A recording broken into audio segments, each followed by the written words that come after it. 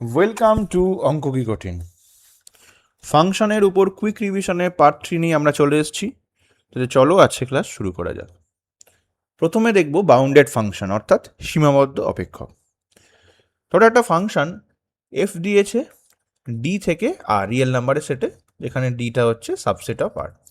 এবার এফকে এই ডি সেটের উপর বাউন্ডেড অ্যাবাভ বলবো যদি there exist M belongs to R such that for all x belongs to D, মানে ডোমেনের প্রতিটা এক্সের জন্য এফ এক্সের ভ্যালুটা এম এর থেকে সমান বা ছোট হয়।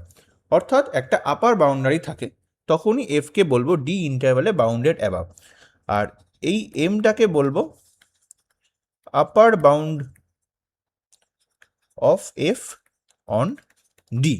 মানে যে কোনো এক্সের জন্যই এফ এক্সের ভ্যালু সবসময় এম এর থেকে ছোট বা সমান হবে। সেরকমভাবেই বাউন্ডেড বিলো কখন বলা হবে? ডি ইন্টারভ্যালে, যখন there exist M belongs to R, যাতে for all x belongs to D F এক্সের ভ্যালু সবসময় এম এর থেকে বড় বা সমান হবে। সেক্ষেত্রে এমটাকে বলা হবে lower bound of F on D, মানে প্রতিটা এফ এক্সের মানই এম এর থেকে বড় বা সমান হবে। আর যদি এরকম হয় M less than equal f x less than equal capital M, অর্থাৎ লোয়ার বাউন্ডও আছে আপার বাউন্ডও আছে, তখন এফটাকে বলা হবে বাউন্ডেড ফাংশন। কোন ইন্টারভ্যালে? অন ডি, ডি ইন্টারভ্যালে। আর যদি এফ বাউন্ডেড না হয় তাহলে এফকে বলা হবে আনবাউন্ডেড ফাংশন, অর্থাৎ এফ এর হয় লোয়ার লিমিট নেই কিংবা আপার লিমিট নেই বা কোনোটাই নেই। এবার দেখব মডিউলাস ফাংশন বা অ্যাবসলিউট ভ্যালু ফাংশন।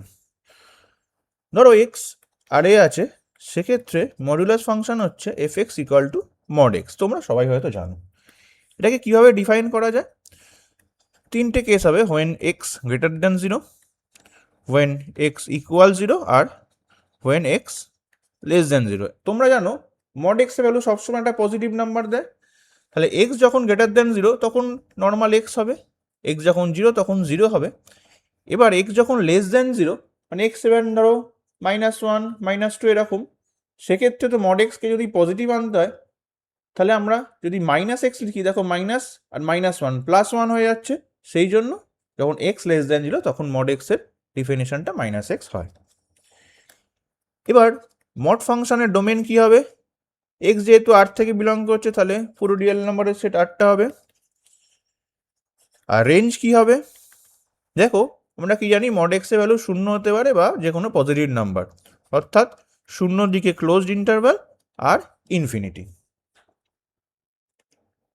এবার আমরা দেখব সিগনাম ফাংশন। ধরো এক্স একটা আর এ রয়েছে, ধরে নিই। কি হবে ডিফাইন হচ্ছে, দেখো এফ এক্সটা মড এক্স বাই এক্স যখন এক্স নন জিরো, আর যখন এক্স ইকুয়াল টু 0 তখন এটার ভ্যালু 0। তাহলে আগের মতো মডের আগে ডিফাইনটা করে নিই। তাহলে when x greater than 0, when x equal to 0, when x less than 0। যখন 0 হবে তখন 0 বলেই দিয়েছে। যখন এক্স গ্রেটার দেন 0 তখন মড এক্স কী হয়? এক্স হয়, আর নিচেও এক্স আছে, অর্থাৎ কেটে কেটে গিয়ে 1 হলো, তাহলে 1।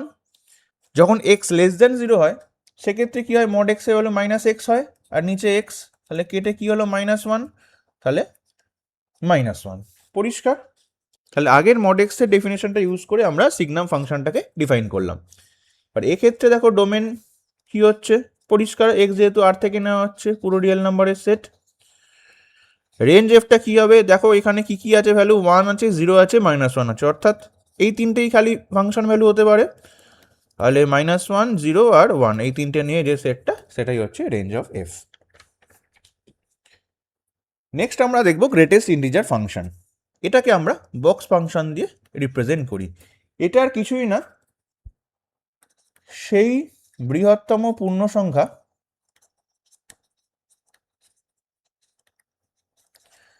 যা এক্স এর থেকে ছোট। মানে বক্স এক্স এক্স এর থেকে ছোট হবে কিন্তু সবচেয়ে কাছের যে পূর্ণ সংখ্যাটা হবে সেটা। এটা তোমরা রিয়েল লাইন দিয়ে দেখলে বেশি ভালো বুঝতে পারবে। ওটা এক্স অ্যাক্সিস নিয়েছি, এটা ধরো 1 আছে, এটা ধরো 2 আছে, এটা ধরো 3 আছে। এবার যদি আমাকে বলে এইখানে একটা কোনো পয়েন্ট 1.6, তাহলে এক্সকে এর থেকে ছোট হতে হবে আর নিয়ারেস্ট ইন্টিজার হতে হবে। এর সবচেয়ে কাছে ইন্টিজার কি 1, বা 1 ছোট 1.6 থেকে, তাহলে দি বক্স অফ 1.6 দেয়, তাহলে সেটা 1 হবে। সেরকমই ধরো 2.9 দিল, ফার্স্টে দেখতে হবে 2.9 থেকে ছোট, তাহলে বাঁদিকে আসতে হবে, সবচেয়ে কাছে কোন ইন্টিজার 2, তাহলে 2.9 বক্স হচ্ছে 2। এবার ধরো আমাকে দিল বক্স অফ -3.6, ঠিক আছে, তাহলে আমরা এঁকে নিই -4 -3 -2, তাহলে এটা কোথায় আছে, -3.6 এইখানটা আছে, ঠিক আছে। এবার এর থেকে ছোট বলতে বাঁদিকে যেতে হবে আরো, সবচেয়ে কাছের কোনটা ইন্টিজার, -4, ঠিক আছে, তাহলে -3.6 এর বক্স হচ্ছে -4। সেরকমই ধরো কোনো একটা ইন্টারভ্যাল দিয়েছে 0 ≤ x < 1, যদি বক্স এক্স বলে তার ভ্যালু কি হবে, এর সবচেয়ে কাছের ইন্টিজার কি হতে পারে, 0, যেহেতু এক্স এর ভ্যালু 0.1 0.2 0.9 এরকমই হতে পারে, তাহলে বক্স এক্স 0 হবে। এবার আমরা যদি বলে বক্স ফাংশনের ডোমেন কি হতে পারে, ডোমেন তো যে কোনো রিয়েল নাম্বারই হতে পারে, যেহেতু এক্স রিয়েল নাম্বার এফ। আর রেঞ্জ কি হতে পারে, দেখো নামেই রয়েছে ইন্টিজার ফাংশন, আর আমরা দেখছি সব কিছু ইন্টিজারই হচ্ছে, সবচেয়ে ছোট কাছের ইন্টিজারটা, তাহলে রেঞ্জ এফ কী হবে, পরিষ্কার ইন্টিজারের সেটটা হবে জেড। তাহলে আজকের ক্লাস এই পর্যন্তই রইল, ফাংশনের উপর কুইক রিভিশন আজকের ক্লাসেই শেষ হচ্ছে। দেখা হচ্ছে নেক্সট ক্লাসে নতুন একটা কুইক রিভিশন চ্যাপ্টার নিয়ে। Thank you.